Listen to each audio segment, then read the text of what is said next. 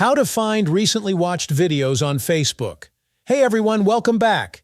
In today's video, I'm going to show you exactly how to find all the videos you've recently watched on Facebook. Let's jump right in. Open the Facebook app on your phone. Tap the menu button. It's either in the top right or the bottom right of your screen, depending on your device. Scroll all the way down and tap Settings and Privacy, then select Settings. Once you're inside the Settings page, scroll until you find the section called Your Activity. Tap on Activity Log. Now at the top of the Activity Log page, you'll see a list of options. Inside the Activity Log, you'll see an option called Activity History, or sometimes videos you've watched. Tap that, and you'll get a full list of all the videos you've watched on your account, complete with dates and direct links. If you tap on any video in that list, Facebook will take you right back to it so you can watch it again. You can scroll through the list, rewatch videos, or even delete and clear your watch history if you want. And that's it.